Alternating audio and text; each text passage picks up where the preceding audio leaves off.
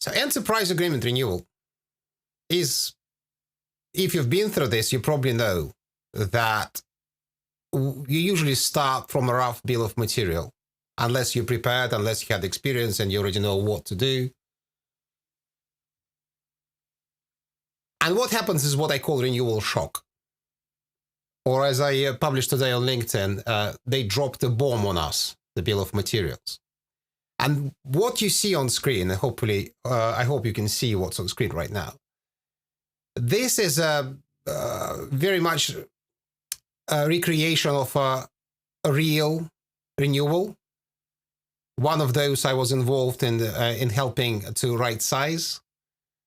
And that was basically the trigger for the customer to reach out to the team I was working with and to ask for help. Because suddenly, although the budget for the previous period was 9 million per year, the new bill of material, a straightaway renewal, was quoted at 17 million. It might not be that adverse in your case, but I'm pretty sure it'll be higher. And there are multiple reasons why. So we'll talk about why this happens, how to avoid this or minimize this if possible, and what can you do to go through the renewal with flying colors and achieve as much as possible out of your enterprise agreement renewal.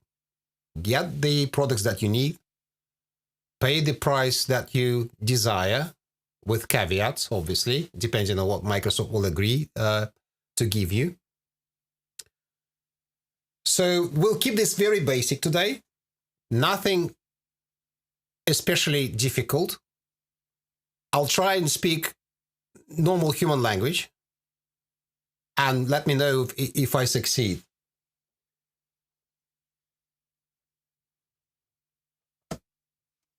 There are top 6 reasons. There are more reasons why this happens, but I counted top 6 reasons from all the cases that I worked on why you have this significant price hike in between the renewals. And the first one is, well, it's obvious. There's no more price fix. Because when you sign an enterprise agreement, everything that you buy on the first day is fixed in price. The price is fixed for the next 3 years. If you buy a new product during the term of the enterprise agreement, this price will be fixed. Its price will be fixed on that date when you bought it. But obviously, when you reach the renewal date, you sign a new agreement, and therefore no price fix applies to you. And Microsoft, there's no specific calendar when, as far as I know, you may correct me if I'm wrong.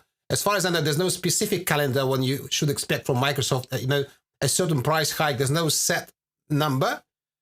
But I've seen cases when, depending on your product list, what you use, in 3 years it could have gone up for 30% or even more, sometimes less. So that is something that happens. That is the top reason. Reason number 2 is product evolution. And if we go back to that particular customer, if I, that graph that I've just shown, let me go back to it. So the biggest problem here was, if you notice the blue color desktops, is because the customer was forced to migrate due to various policies from on-premises Office to Office 365. And not just Office 365, Office 365 E5, the biggest package. And we'll talk about optimization of Office 365 a bit later in this live, hopefully. So, and that is what happens. Products evolve. New products are introduced by Microsoft.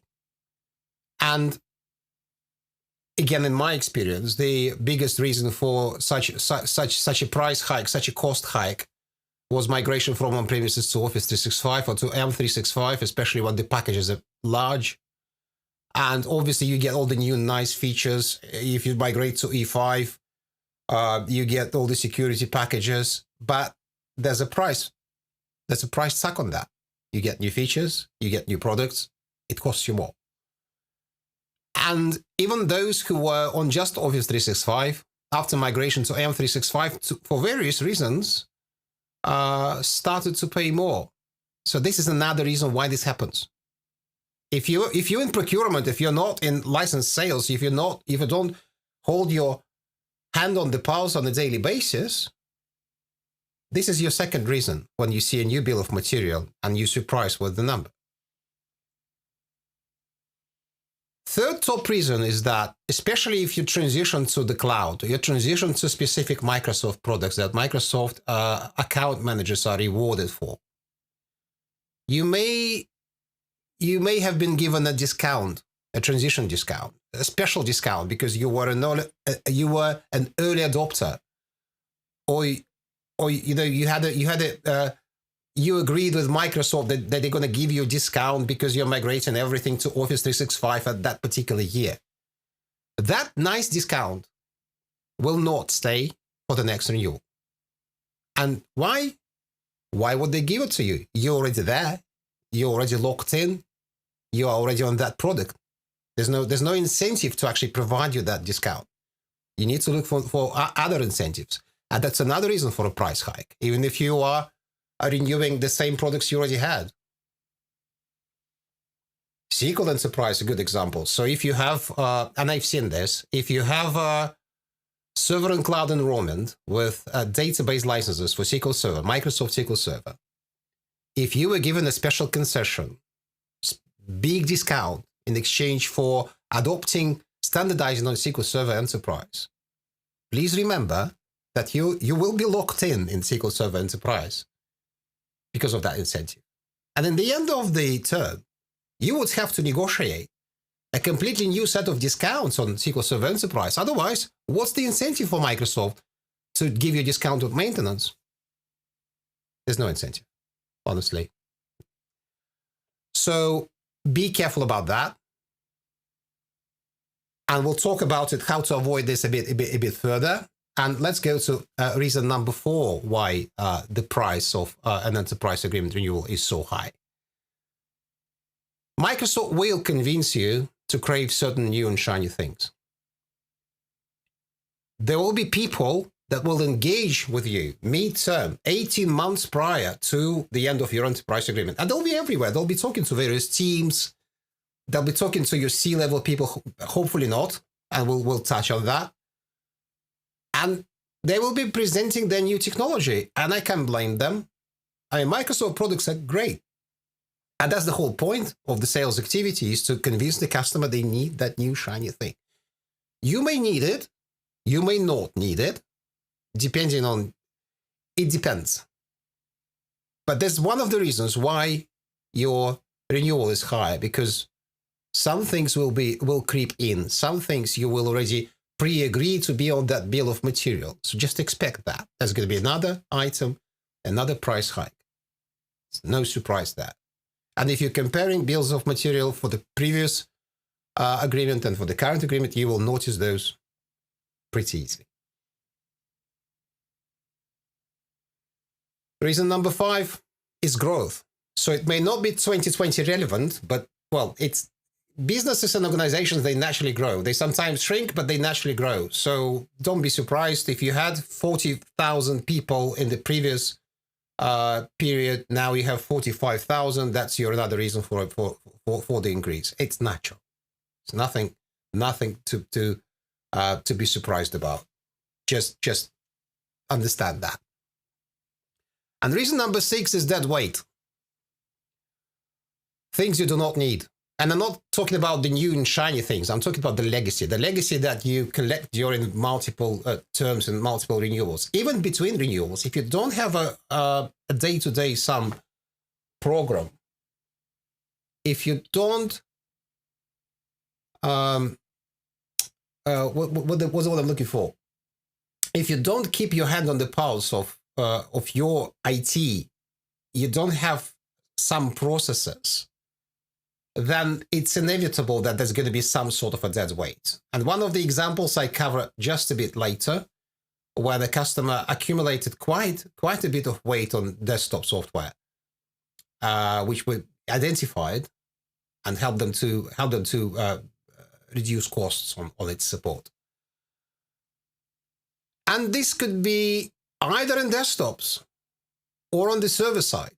Licenses are being bought, not being used. They're not. They just sit there, and this is your dead weight. And if you just renew what you have, I'm pretty sure, because that's what happens every time. You will be renewing software assurance maintenance on licenses that you don't use, and it might be that you won't buy the necessary licenses that you might need. So be very careful when you approach a renewal. This is the biggest area, except for overall discounts, is the biggest area where savings are achieved. Is to getting rid of the dead weight. Can it be optimized? Yes. Yes, everything except for one thing in this list can be optimized. Renewal can be optimized and savings may be achieved. And in this particular example, the final bill of material was not 17 million. It was 3 million less. It was still pretty big, but that's quite a saving. So let's talk about what can be done about it. Again, in very simple and very basic level. And if you'd like to know more details, this live is going to be repeated, rerun every month with improvements. So if you have any suggestions, any questions, if you would like me to expand, elaborate on any of the covered topic, please let me know. Find me on LinkedIn, subscribe on YouTube, send a message, and I'll collect your feedback and I'll incorporate it in the next update. So this is going to be a monthly event. With the reason number one, with the price fix that you lose in the end of the enterprise agreement, you will fix your products, but at a new price level. This is the inevitable. You just need to accept the inevitable and set some budgetary expectations. How can you do that? If you always communicate as an IT person or IT procurement person with your finance department, you can actually get updates from your reseller. Something is prices are rising. Good resellers, by the way, they just update their customers. They tell them, the price on certain products will rise, on the 1st of October and stuff like that. So if you watch that, if you monitor that, that's not going to be a surprise for you. You just need to be ready. Just understand that even if you stay on the same product list, same quantities of products, don't change anything. Microsoft don't change anything. Well, I wouldn't really, hope for that. Then this is your only reason why the price goes up. Except one, then there's your natural growth. So just keep your hand on the pulse. Just be prepared for it and set expectations. Set expectations with the finance that there's going to be an increase. With the reason number two, product evolution, you need to assess, even before you ask for the bill of materials. Look at what Microsoft have as a current list of products. Where is it all going?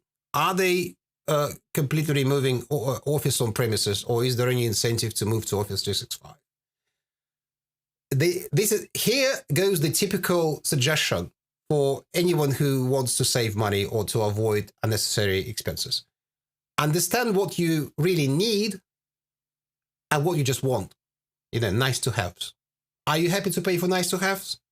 Fine. But if you just want to optimize your budget, look at that and think, do I need this?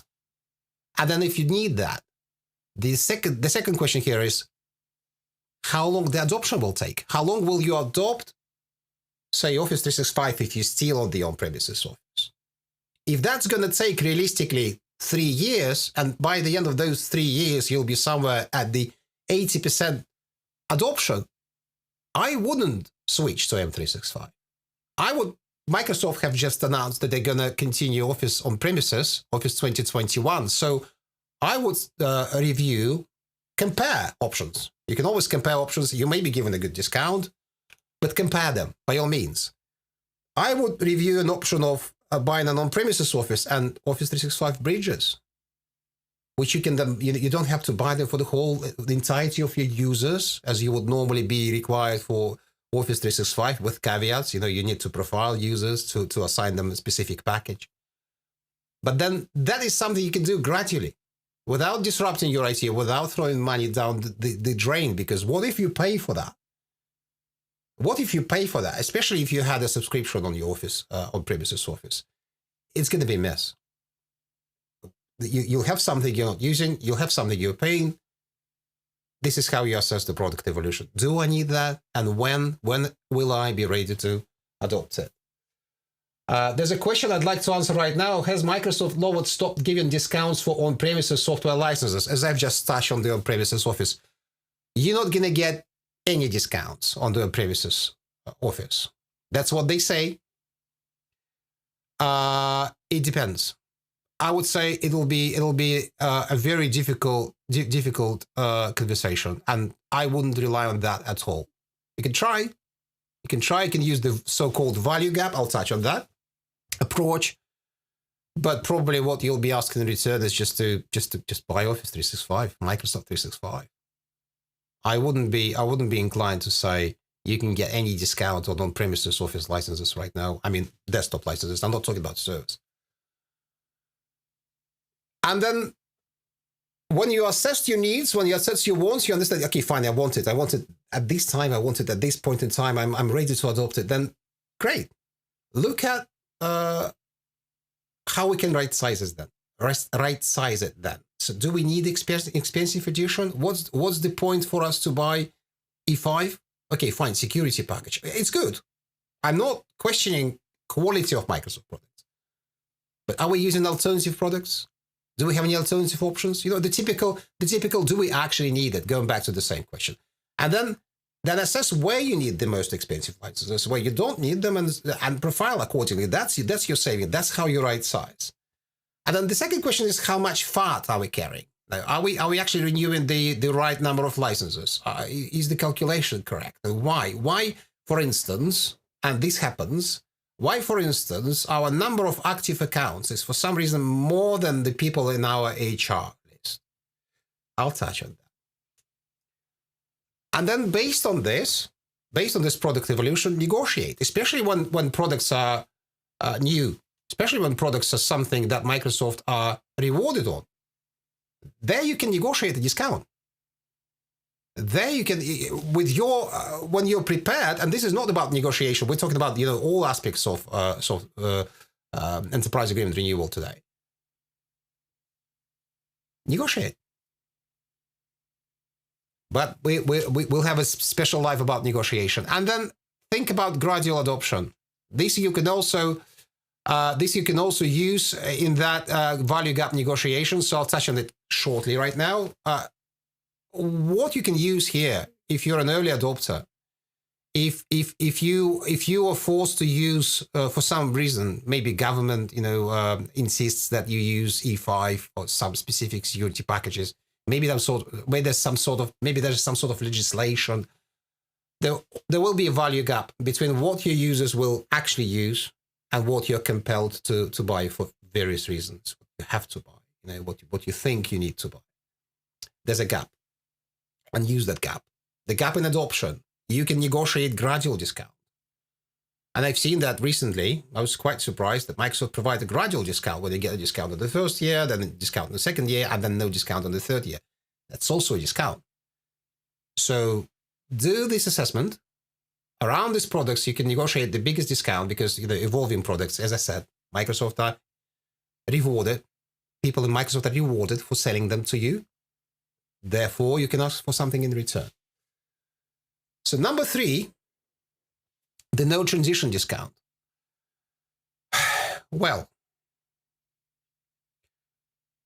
if you've transitioned to something, if you transition to new shiny products, if you transition to Office 365 for everyone, if you transition to a SQL Server Enterprise on every server, you may be happy about it. Just be ready that discount that you got in the first period, you won't get it anymore. But if you want to do something about it, start early, very early. And here, I think, depending on your size, but if you're somewhere around 5,000 plus, I would start somewhere, maybe even, starting from this beginning of the second year or midterm, 18 months prior to the renewal, just assessing, are we getting locked in? What are the financial risks of this? Are we actually getting value for money here? Do we need that migration? Do we need that standardization? And then how badly are we? How deeply are we in this lock-in with this particular product, this particular technology? And then it's a very critical question here. Number 3 is what can we get this time? Are we reasonably able to get any discount and start the conversation early? So to understand that, to have that financial assessment. And then if you want to do something about it, then start right-sizing. Start right-sizing straight away. Again, look at the costs of that. Maybe migrating to different editions and restructuring your IT will cost you more than just renew software assurance or renew maintenance. Fine, in that case, just renew. It's a commercial question. Just renew it. But if you decide to migrate, obviously, not to be non-compliant, you need to migrate. You need to optimize before renewal. So plan for that. That's why I'm saying you need to start very early to assess this, to assess your situation, because it looks nice when you're given such a discount. It looks nice when you're given such a concession. It doesn't look nice in 3 years after that. It just costs you a lot. And then what you can potentially negotiate here is, well, again, my point of view, you may have another opinion here, is what discounts you can get on upcoming transitions. So forget about that transition.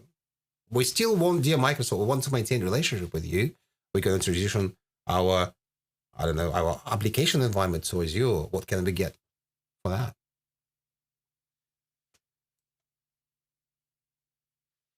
Number 4, new shiny things. Simple principle applies here again. If you don't need it, don't buy it.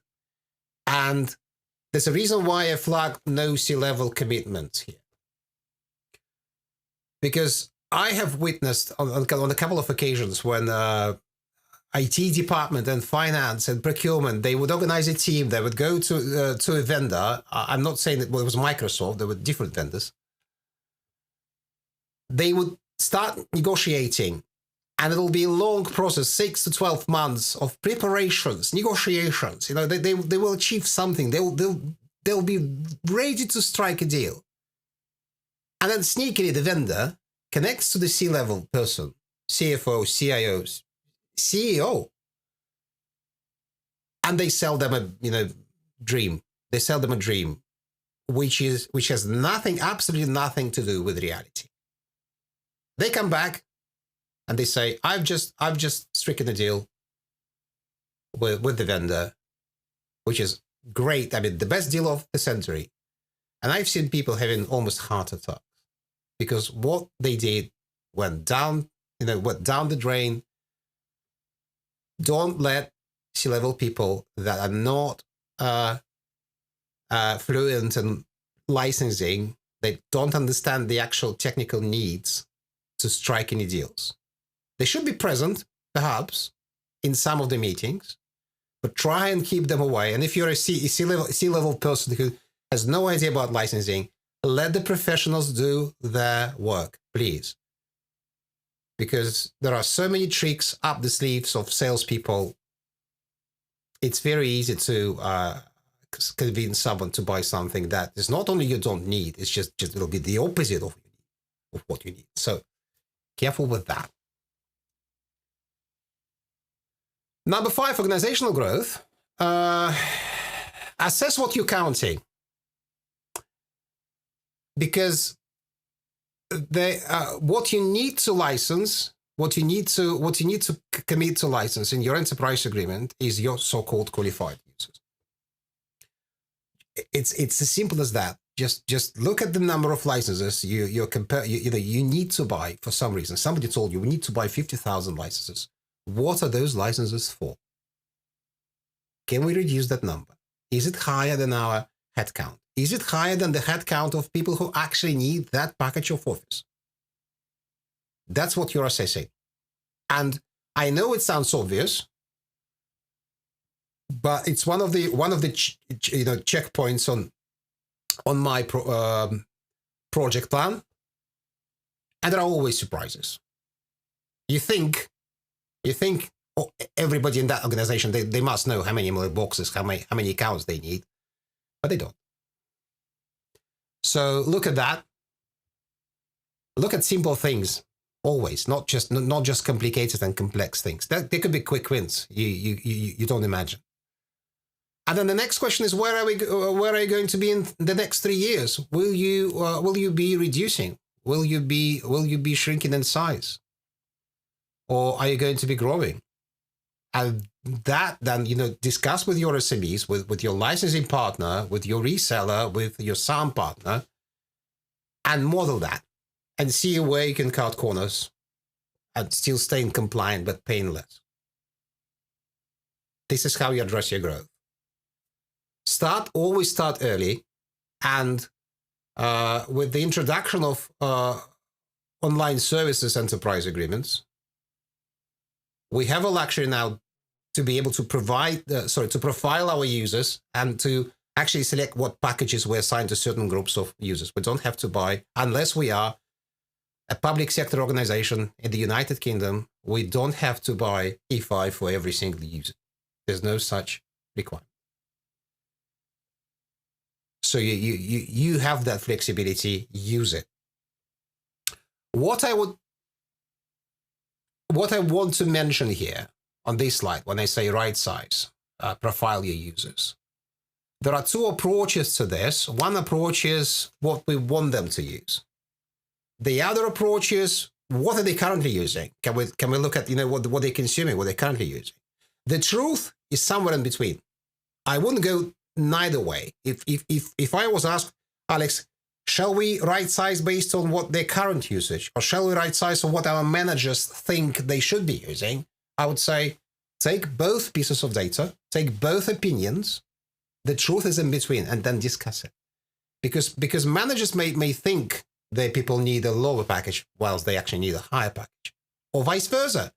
You may notice that although these people, by their job description, they should be using all these products, but all they use is Outlook, and maybe sometimes open documents online, or on the company SharePoint. They just view them. Do you need full package for them? Maybe not. So look at both things. How they're using it, and where do you want them to be? The truth is in between. This is how you right size it. This is where you get the biggest achievements. It's very easy to just dismiss and say, you know what, I don't want to know what they're using right now because I want them to perform specific functions. I want them to use these packages. I know that they should be doing that. If that's your management style, I can't stop you.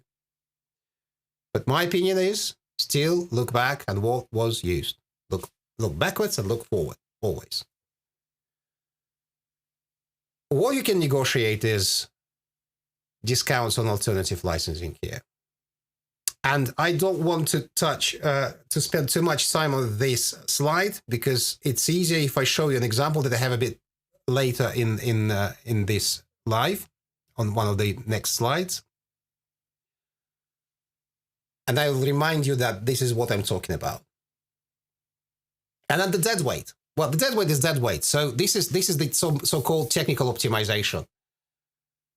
This is all about not renewing the licenses you don't need. This is all about getting rid of that fat that you've accumulated for various reasons in your licenses. But remembering that some of those licenses may actually be reused in the cloud and Azure. So don't try, if you don't understand all the intricacies of this, don't try and solve it yourself without understanding how this all works, all the aspects of Microsoft licensing. Engage with your IT, talk to them, gather the data, see if the licenses actually match the requirements, and not just for today. How it's going to look like in the next 3 years. What is it going to look like in the next 3 years? Where are you going to? Are you going to deploy new farms? This is why I'm saying you need to talk to your IT.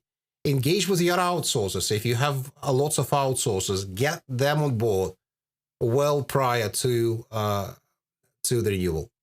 start this exercise of understanding if you have anything you do not need, because otherwise you'll renew a say on that and you'll keep paying maintenance for the next 3 years for the licenses you're not using. Why would you do that? At some point, invite SMEs, licensing SMEs, someone from the outside world, someone, your partner, and let them look at that data and let them give you more in-depth advice. That people who do this on a daily basis, they know how to navigate the treacherous waters of Microsoft, and not only Microsoft licensing. And then obviously when you see there is fat, there is dead weight you don't want to carry over, then with the same teams, plan what can you do before renewal and what can you do after and when, because that will, if you do this properly, that will result in better savings, in less costly, more optimized renewal.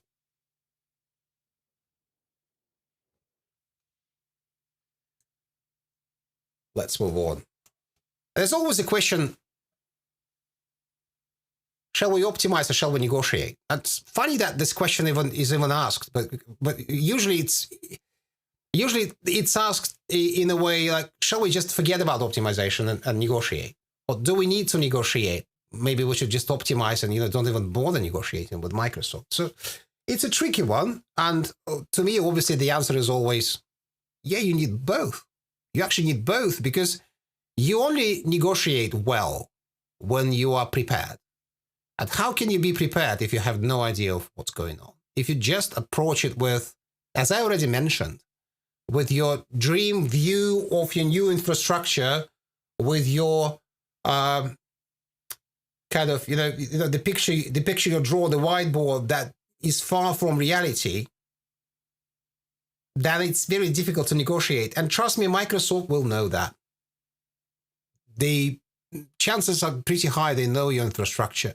Chances are pretty high they know some people inside your company and they talk to them somehow, through technical help or other channels of communication.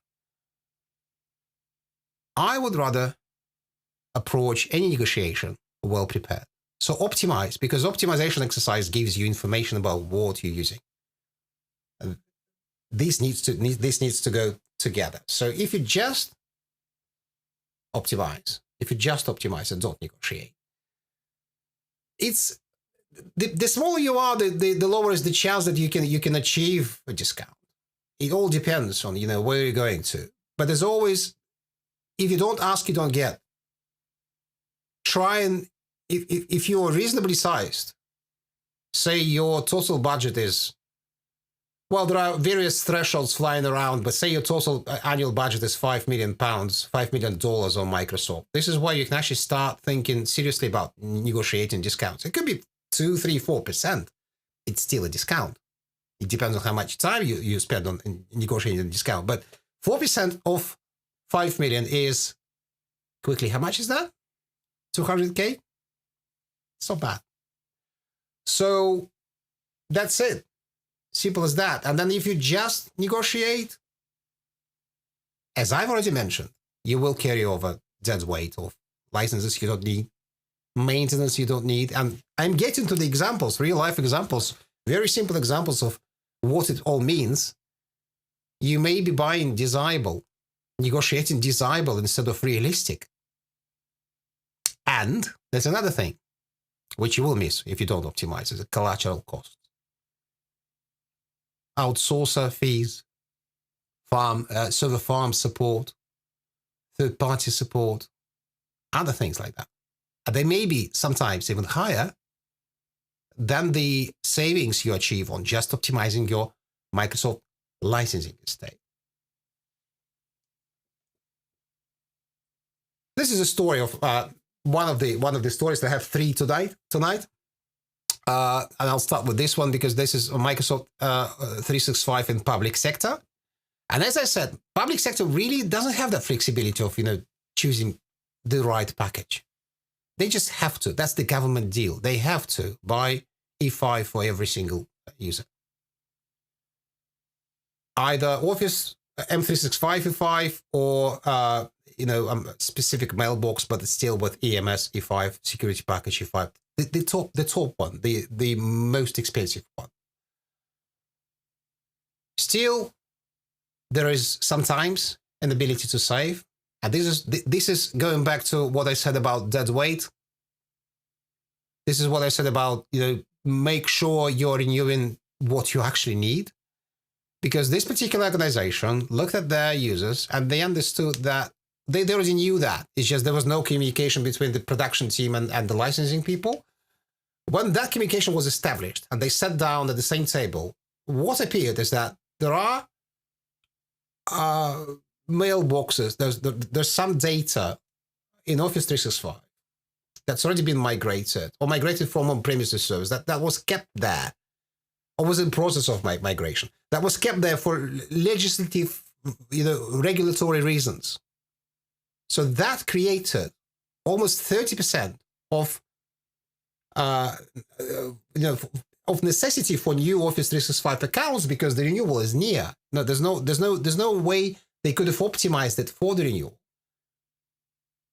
But the first bill of material was counting everything that was in Active Directory, everything that was on the Exchange service, on the mail service in the organization to be migrated into Office 365.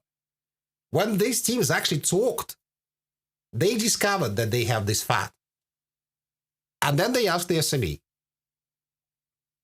And obviously, for someone who knows how Microsoft licensing works, you understand you don't have to commit to buy licenses for those mailboxes that are for those, not necessarily actual users, probably leavers, historic mailboxes that are there and are being migrated and then they're being consolidated and decommissioned, processed somehow, archived, stuff like that.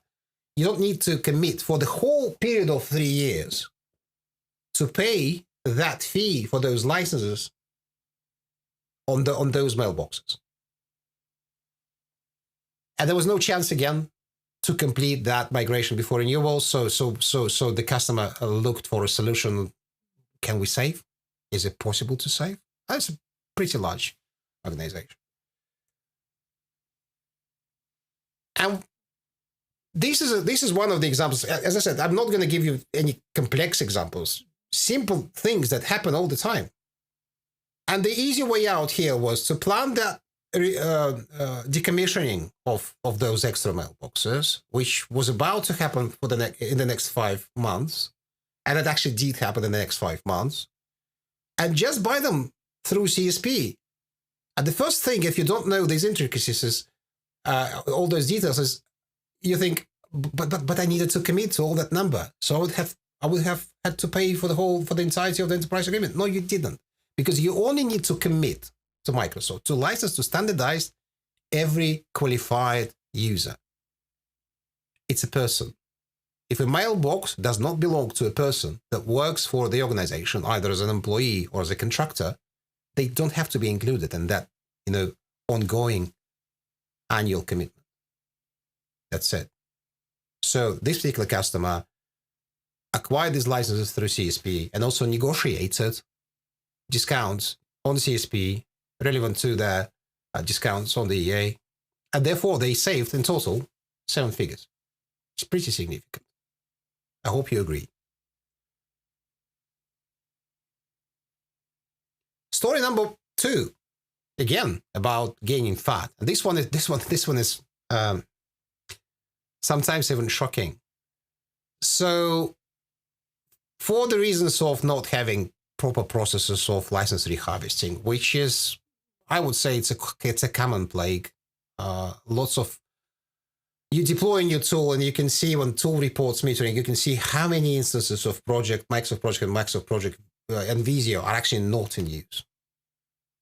It's a pretty substantial number, and this wasn't a surprise that 60% in these customers, 60% of instances out of 1,000+ instances were just not used at all.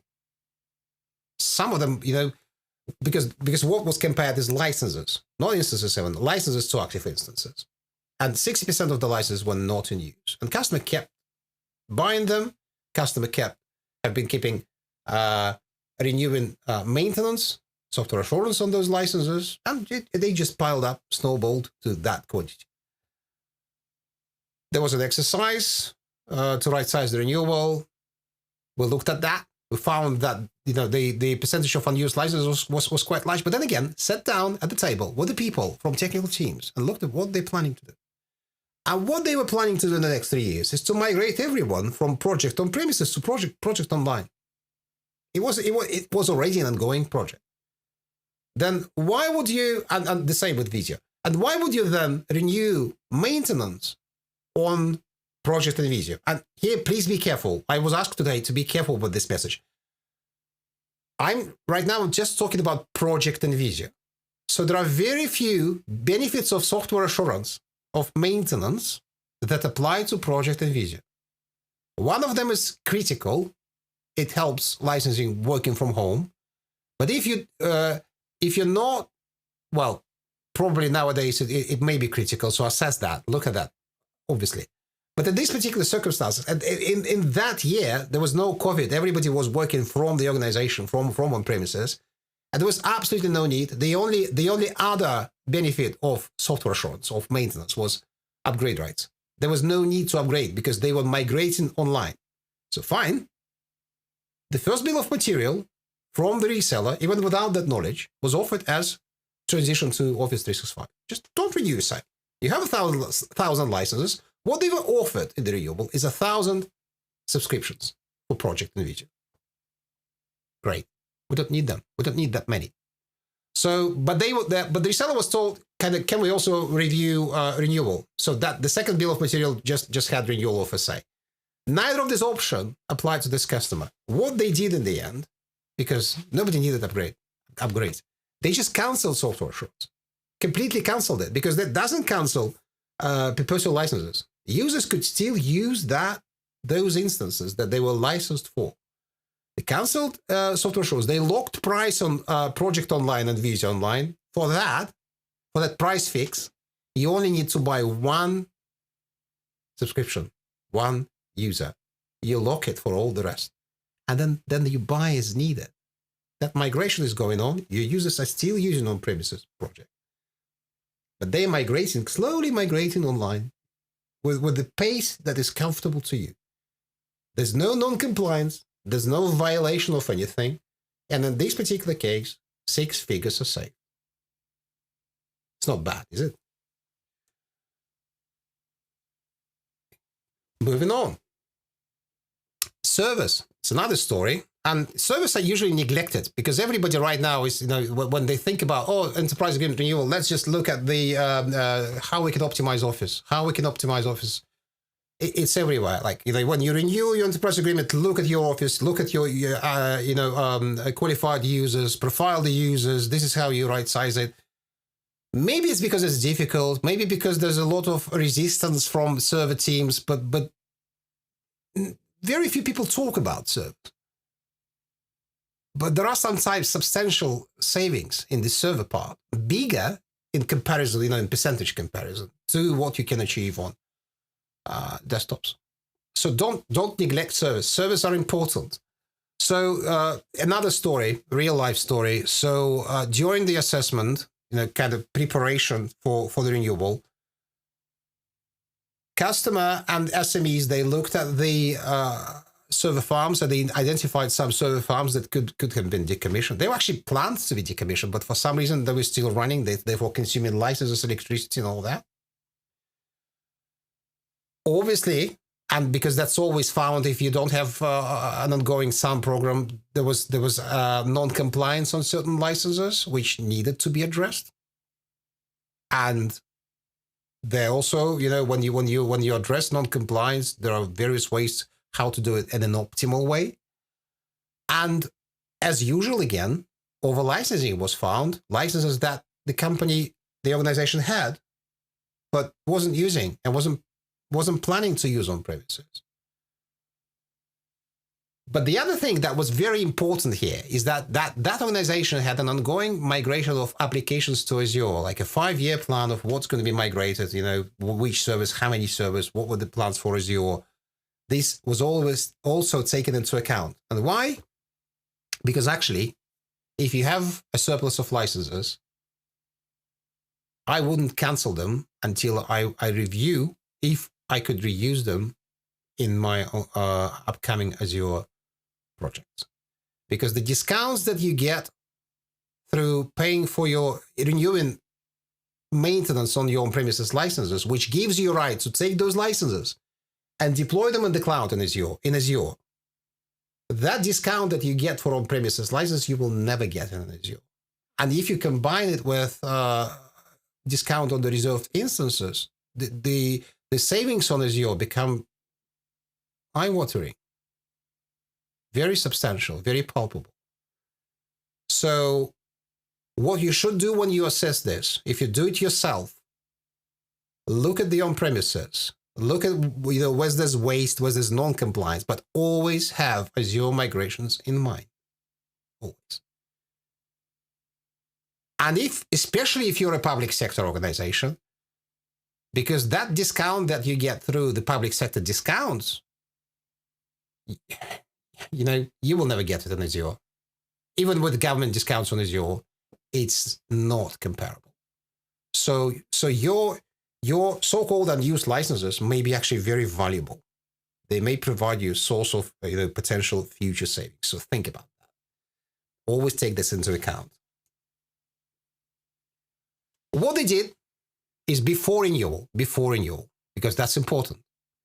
They accelerated decommissioning of the server farms, of those unused farms, and they reallocated all the resources, support fees to new shiny farms that were about to be deployed after the enterprise agreement renewal. But those licenses were reharvested. And the other thing what they did is if you're on licensing, you may be aware, but if you're not on license, you may not be aware. This is not something that is obvious. If you have, in an enterprise agreement, you have this possibility of stepping up the edition. So if, say, I'll try and make it as simple as possible. If you have licenses of a lower edition, say standard, and you need licenses, you don't need this license, but you need licenses for data center edition, which is a bit higher, you can just pay the difference. That is only available through enterprise agreement, step-ups, so-called step-ups. So this is what they used, therefore saving on proper upgrade of licenses. And they also planned at renewal too, and they did that, to renew licenses that will be reused in Azure. The results are interesting here. So in addition to about 1 million per year spent on maintenance on software assurance, what they also got is a substantial reduction of the true-up. Because I need to remind you, because this is missed very often. When you renew your enterprise agreement, your previous term ends, and you still have the obligation for the previous term to true up your licenses. So you have to pay, you have to first pay for all the licenses you already used, you already deployed, and only then renew. Therefore, if you finish your migrations before that, if you finish your optimization before that, you have that potential to also save money on the true-up, which may be quite substantial. And this is a real-life example. But what was interesting is what, I, as a member of the team that was only looking at licensing, I didn't think about that at the time. That was a good lesson. When we spoke to IT people about all these farms, being decommissioned and things optimized, what they did is they quickly jumped to their Excel spreadsheets and started putting in the numbers. What were those numbers? I wondered. What they were calculating is how much they can save or reallocate on the legacy farm support that they were paying to an outsourcer. They were craving for that money, and we gave them that plan that you can get rid of this. Your teams are saying that there was. In large organizations, the communication between the teams could be broken. And sometimes a licensing SME could be that glue that ties all these things together, all the strings together. And suddenly, news, good, what's the word I'm looking for? Suddenly that information reaches the right people, and they may find something through that license optimization exercise that what they were looking for that they didn't even think about. So again, real life example. And I would like to end on timing the renewal, which especially applies to if your organization is pretty large. So let's look at what the timeline should look like to really achieve the most out of your renewal, to get to your renewal prepared, to be able to negotiate and to be able to get all the proper discounts, and don't rush things at the last day. And what we usually do with all our customers is we plan from the back, from the end to the start. So if your renewal is now, so the last step that you will do is just do the paperwork, just that bureaucracy, exchanging PO, paying, getting licenses, signing the papers. Give it some time. Give it some time. Give it at least 30 days. I will never ever, even to my enemy, recommend a late renewal. So try and prepare. Think about that. You need time for that. Then you may have a budget committee. And it may not be obvious, but you should account for that. Because you go to the budget committee with a business case that you need to prepare. So that time should be also accounted for. And in some cases, in some organizations, I've seen the budgeting cycle to be as long as 3 months. Imagine if you only have 3 months before your enterprise agreement renewal. It's already too late. So, and you need time again. You need time to prepare the case.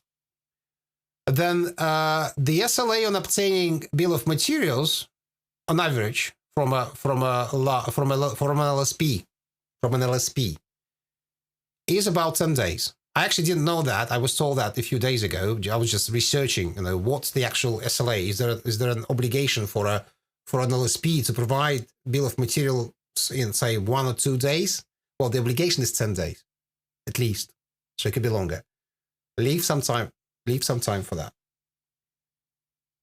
And then negotiations, obviously, is the preceding stage.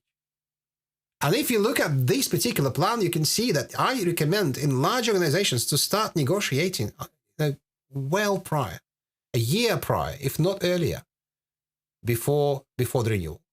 And the reason is Microsoft will come to you. They will start talking to you here, midterm, 18 months before the renewal. And to be honest, this is where probably you will already start negotiating something. Maybe not financials yet, but at least where you want to be, what your technology will be. And this is where I recommend to start assessing. It won't be probably like a flat line assessment. It'll be gradually going up this way. But for those reasons, and for the reasons to be always prepared, every consultant that I know, and every video on YouTube that you'll find on enterprise agreement renewal will recommend you to start that early. It's not because we want your money. It's because that's the right thing to do. So it's time for questions. If you have any more questions, we have one question. Are Office 365 discounts down compared to 2-3 years ago? Yes, they are, but that depends on the territory and the vertical. In general, what I see is that in those verticals I work in, and in the UK, the discounts on Office 365 are not as substantial as they were at the early adoption phase. But they're still there. They're still there. If you're a stubborn customer still sitting on an on-premises Office, you may still achieve something. It depends.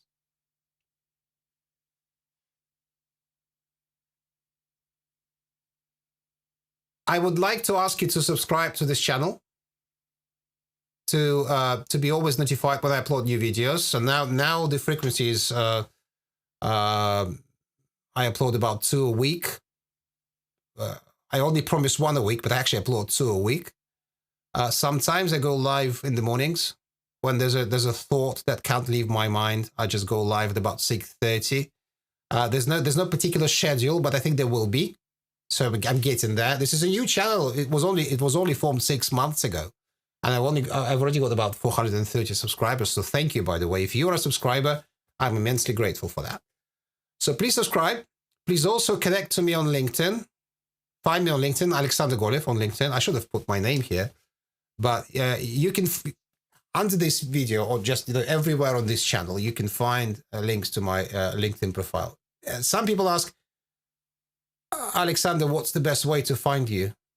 LinkedIn. LinkedIn, send me a message there, and we can start talking about your issues. And if there's something, the company I work for can help you, I'll bring you to the sales department. I'll talk to you about, what we can do for you. Take you to the sales department, and we'll take it from there, and hold you through the whole process. So if you have any questions that you're not ready to ask right now, please send me those questions in private. Send me a DM on LinkedIn, and let's discuss them.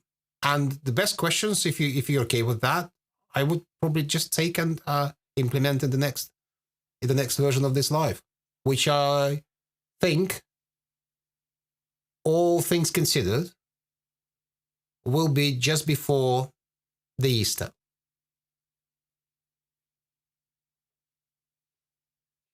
Well, as there are no more questions, thank you very much for attending today. Thank you very much for your time. I appreciate it's late in the day, so I'll let you go to your families. And see you again in 2 weeks on a SQL Server optimization live. And I'll tell you a few of my secrets from my career of optimizing SQL Server. So thanks very much, and save with knowledge of Microsoft licensing. Goodbye.